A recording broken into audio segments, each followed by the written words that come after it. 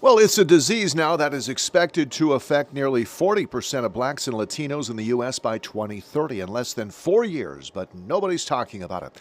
While Alzheimer's now doesn't see color, its impact is not felt equally. Early conversations about brain health and memory issue can lead to better outcomes, and there is an initiative now designed to help out. It's called Alz in Color. Joining us with more is dementia care expert Dr. Fayron Epps. Welcome, Dr. Epps. Thank you for your time today.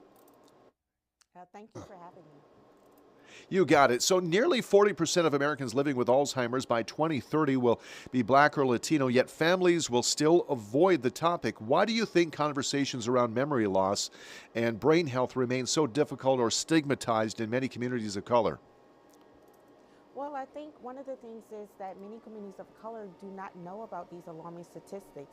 They're unaware that Black Americans are twice more likely than their white counterparts to be impacted by Alzheimer's disease or a form of dementia, and Latino families are 1.5 times more likely. So if they're unaware of these statistics, then they're not going to have these conversations. In addition, many of these communities do not have proper access to resources and supportive programming. So at Alz in Color, we're hoping to change that. We want to make sure that they have the information at their fingertips in their community so they can start having these conversations early, and we can hopefully change this narrative. Why is it especially important, particularly for women, to keep these conversations going year round? Yeah, so we have to have these conversations year round and focusing on women.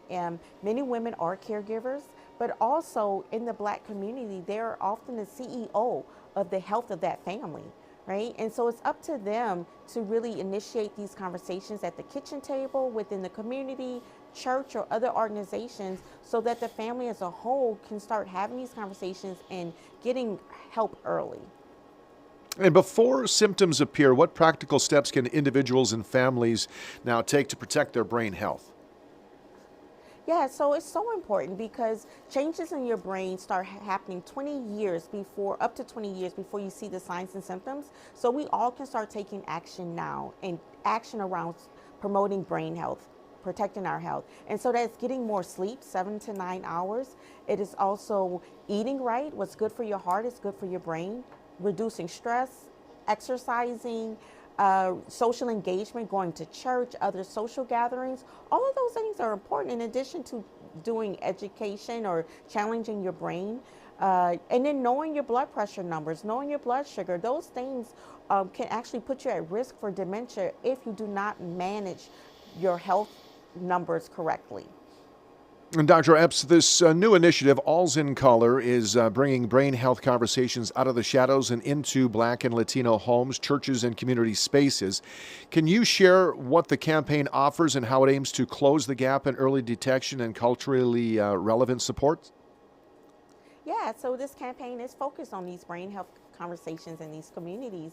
And we're focused on empowering the community so they can have these conversations. And we're giving resources on our website. They're divided up into the states that someone may live in. We also have a brain health questionnaire that they can download and fill out, complete, and bring that to their healthcare provider. And another thing is we have testimonies on our website.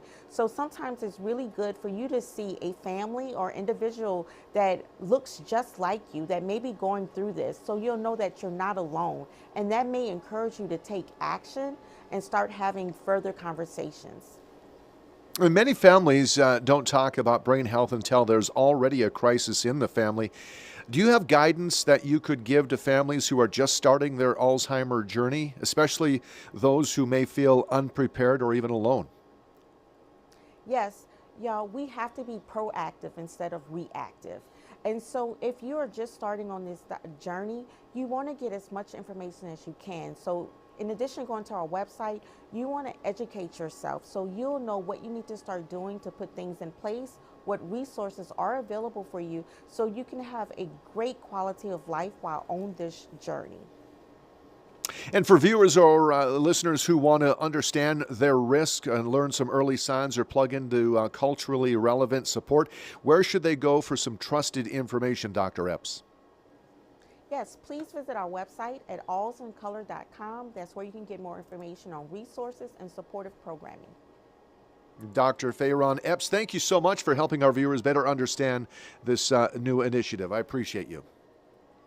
Thank you. All right, it is now 35 past the hour. We'll take a break. We'll come right back with more news next on KFYR Plus.